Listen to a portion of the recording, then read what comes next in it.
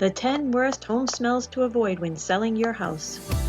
This is the 4th video in our series on home staging and what you can do to get your house ready to sell. In this video, you'll learn the 10 worst smells to avoid when selling your house. Remember that friend you had as a kid whose house you always loved going over?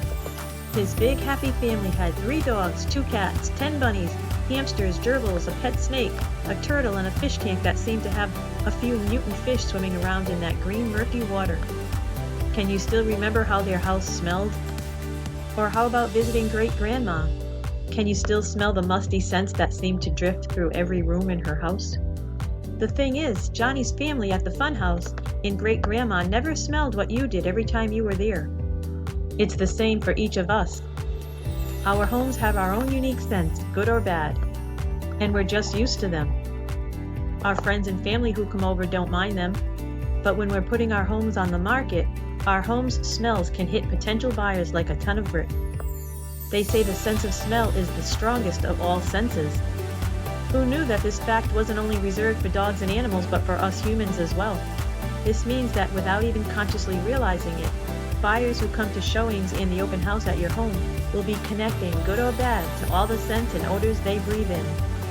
And remember, trying to cover up odors with room fresheners and plug-ins only makes things worse.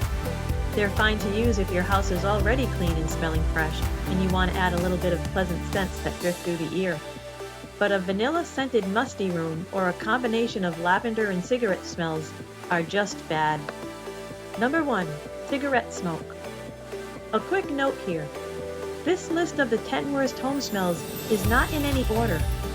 Odors are pretty subjective, and there are a lot of other factors involved in how bad a smell is to each individual person. So cigarette smoke is just listed here in random order as number 1, but we're not considering it the worst. But cigarette smoke sticks to everything in your home. It embeds itself onto every single surface, from huge walls and ceilings to small decorative items. If you've been a heavy smoker in your home for years, the only thing that will really get that smell out is painting the walls and ceilings and using a good primer underneath. You also need to replace everything made of fabric, including carpeting, and scrub down every surface. If you've been a light smoker who's mostly smoked outside, you can get away with less drastic measures by washing down all surfaces, just in case the cigarette smell has made its way in from outside through the years. A friend of ours used to sneak a cigarette when her husband wasn't home by sticking her head out the window.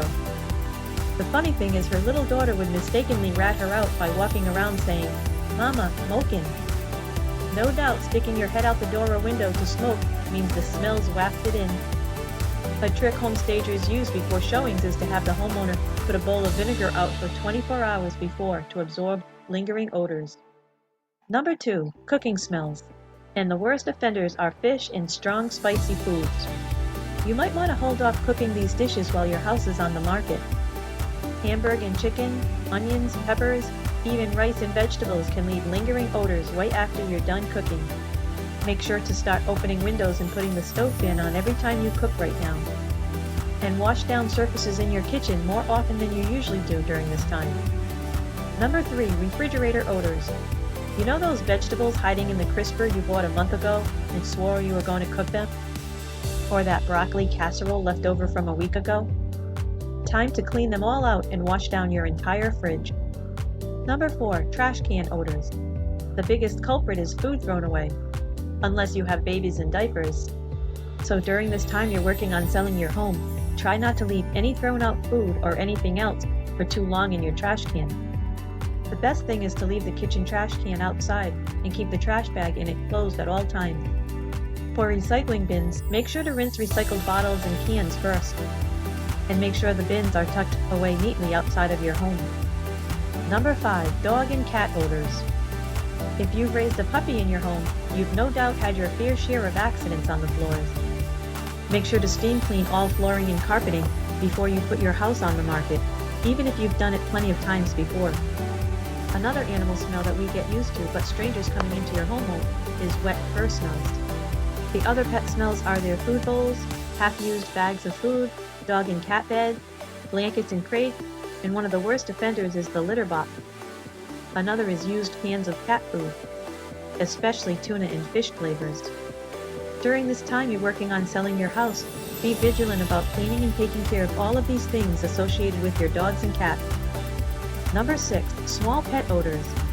Did you ever smell a dirty fishbowl? Or bird cages that are overdue to be cleaned out? Make sure you're constantly keeping up with cleaning the cages of any very small pets that have very huge odors, like bunnies, hamsters, and lizards. Number 7. Bathroom smell. Yes, we're talking about the toilet smells. Make sure your bathroom vent is working properly and clean, and keep the toilet and the floor around it extremely clean for the weeks leading up to the selling of your home. Also keep the bathroom window open as often as possible. And remember the tip earlier about room fresheners. Adding pleasant scents in the bathroom with candles and other products like this is great, but no one wants to smell a combination of cottage breeze and poo. That ingenious invention, poopery, works really well to neutralize those smells. Febreze is also handy to keep around for neutralizing odors and not just masking them. Number 8. Musty rooms, closets, and basement. If your basement or any other area in your house has a moisture problem, make sure to invest in a dehumidifier before you put your house on the market. Open your windows all throughout the house as much as you can around this time to let fresh air in.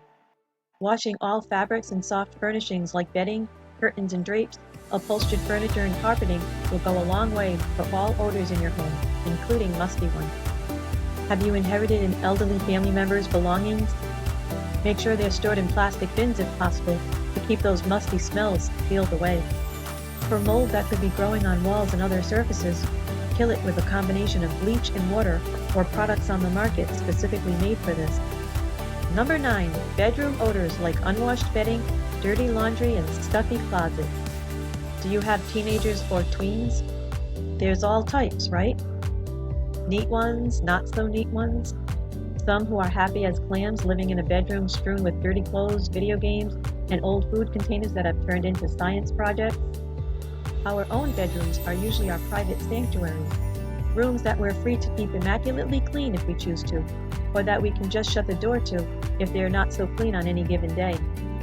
But when it's time to sell your home, no rooms are off limits to potential buyers and open house visitors. That means your private sanctuary now has to become a clean, neat, fresh-smelling room on display for everyone to see and walk through. So for all bedrooms in your house, make sure to wash bedding, keep up with laundry, vacuum, clear clutter, and keep windows open as much as possible. It's also a good idea to keep bedroom closets open to air them out. If the air in them seems extra stuffy, you can circulate fresh air into them with a fan for a little while on some days. Number 10. Body odors.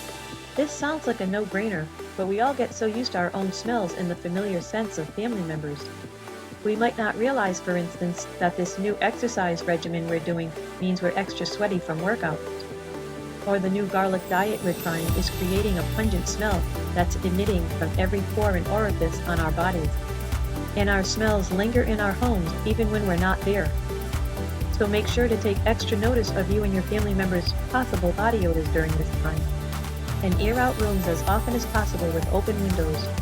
Are you curious whether or not any of these odors listed in this video could be an issue for you in your home? The thing is, it can be tricky to tell.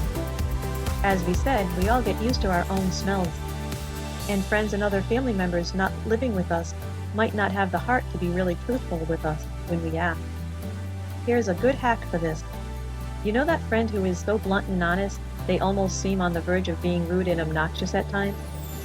Have him or her over to walk through each room in your house for their brutally honest evaluation.